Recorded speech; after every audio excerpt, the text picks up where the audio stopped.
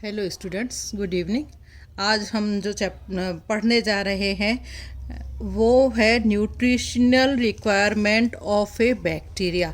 कि बैक्टीरिया की जो न्यूट्रिशनल रिक्वायरमेंट्स हैं वो क्या क्या हैं और वो कैसे पूरी होती हैं। तो requirements of carbon, hydrogen and oxygen, requirements of nitrogen, phosphorus and sulphur, और requirement of organic growth factors जिसमें हम विटामिन्स पढ़ेंगे एंड अमीनो एसिड्स जो हैं वो हम इसके अंदर पढ़ेंगे, and requirement of environmental factors जिसमें हम पीएच के बारे में पढ़ेंगे और टेम्परेचर जो है उसके बारे में हम लोग पढ़ेंगे। ठीक है, सबसे पहले मैं आप लोगों को बता रही हूँ requirements of carbon, hydrogen and oxygen.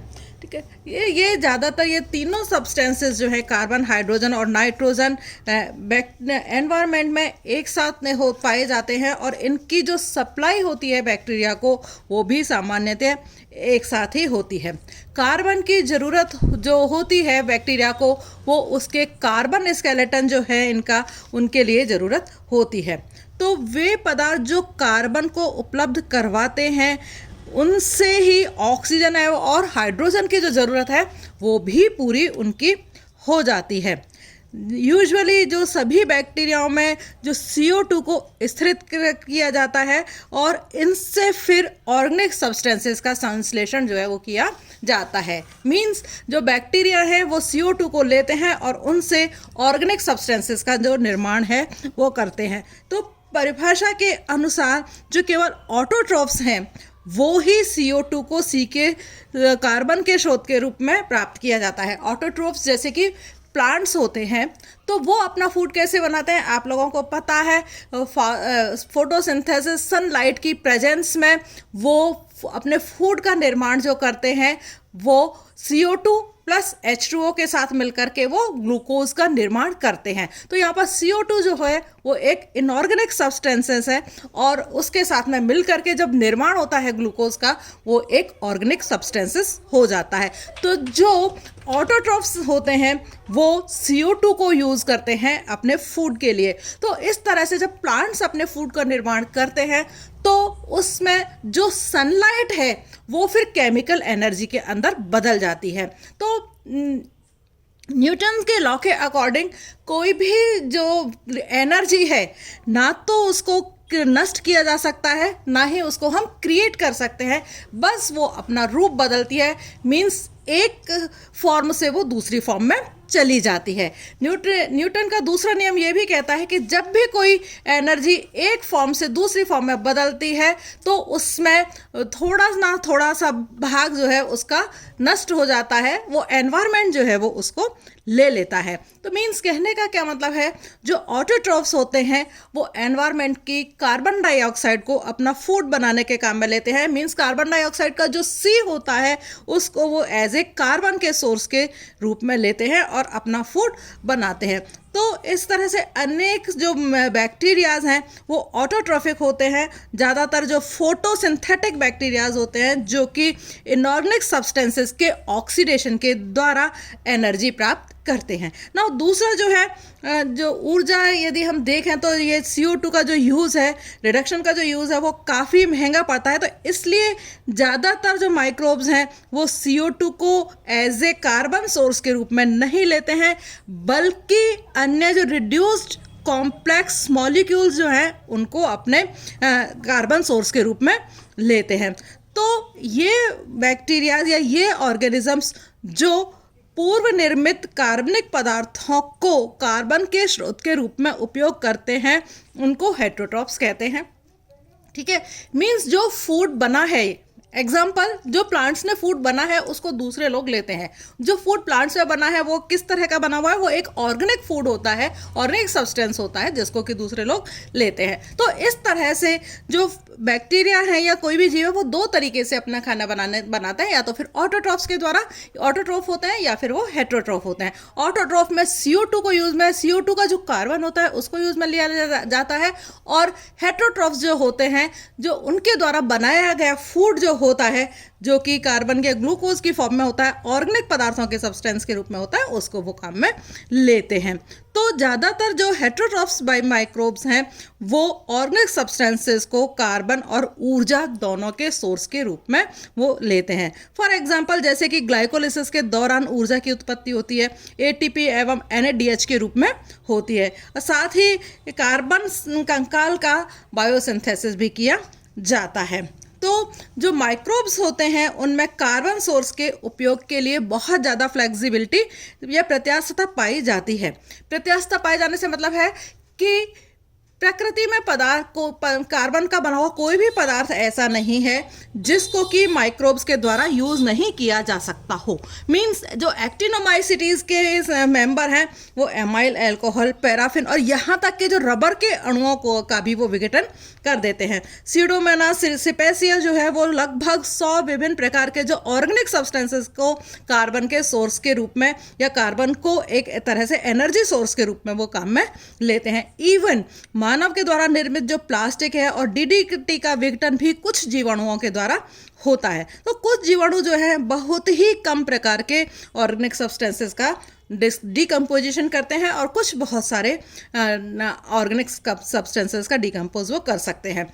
For example जैसे कि मेथिलोट्रॉफिक बैक्टीरिया हैं, वो केवल जो मीथेन होती है या फिर मेथेनॉल होती है या फिर CO या फॉर्मिक एसिड जैसे ही कुछ जो ऑर्गेनिक मॉलिक्यूल्स होते हैं उनका रिडक्शन करते हैं। और लेप्टोस्पायरा जो बैक्टीरिया है उसमें केवल जो लंबी चैन वाले जो कार्बन होते हैं उनको ही वो अपनी ऊर्जा के सोर्स के रूप में काम में लेते हैं। तो ये डिपेंड करता है कि एनिमल्स कि बैक्टीरिया किस तरह के कार्बन को वो काम में लेता है। तो अलग अलग तरह के जो स्पीशीज़ होती हैं उनकी जो न्यूट्रिशनल रिक्वायरमेंट्स हैं वो भी ज़रूरत है, जो न्यूट्रिशनल रिक्वायरमेंट है वो भी अलग अलग प्रकार की होती हैं।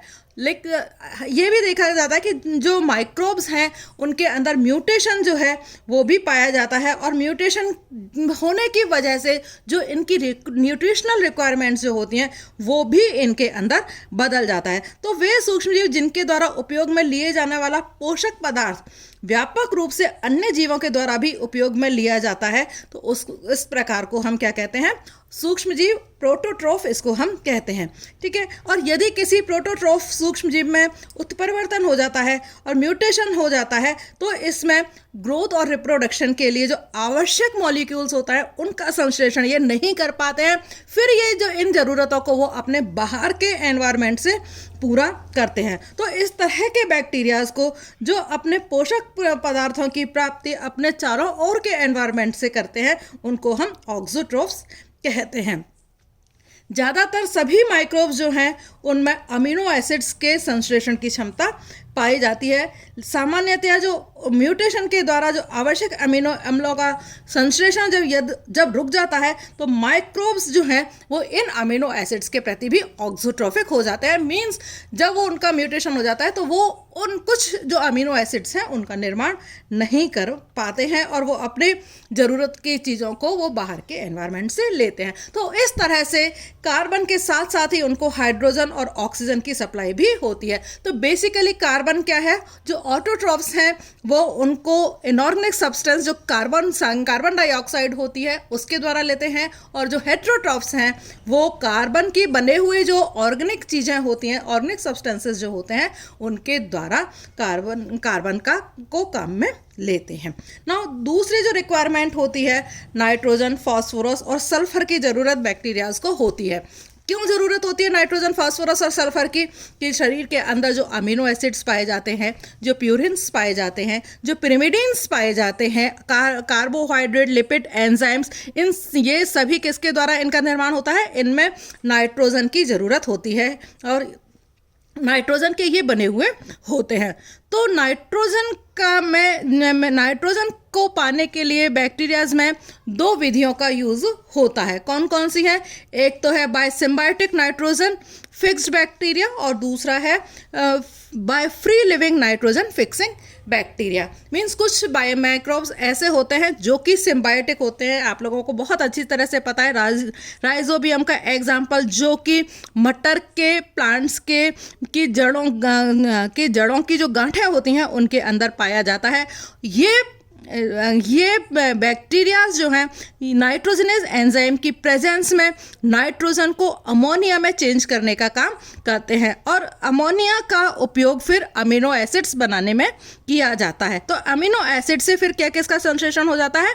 प्रोटीन सिंथेसिस हो जाता है, प्रोटीन का संश्लेषण होता है। इस तरह से स्वतंत्र नाइट्रोजन से लाभदायक पदार्थों का संश्लेषण जो है वो हो जाता है। दूसरा है स्वतंत्र जीवी नाइट्रोजन स्टीयरिंग बैक्टीरिया। तो कुछ स्वतंत्र रूप से रहने वाले बैक्टीरिया होते हैं, मीन्स वो सिम्बायोटिक नहीं है, जैसे कि क्लॉस्ट्रीडियम है, एंटीरियोबैक्टीरिया है, रोडोस्पेरिलियम है, क्लोरोबियम है। ये इनके द्वारा जो मॉलिक्यूलर नाइट्रोजन होती है उसका रिडक्शन किया जाता है और उनसे क्या है फिर NH3 का निर्माण किया जाता है।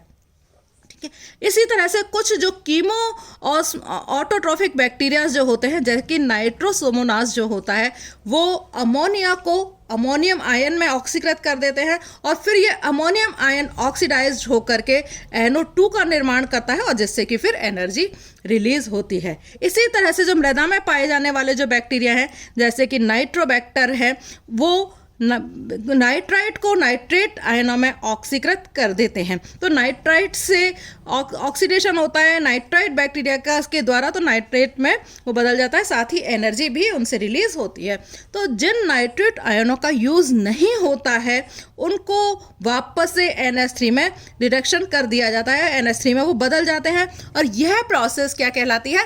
डीनाइट्रिफिकेशन कहलाती है।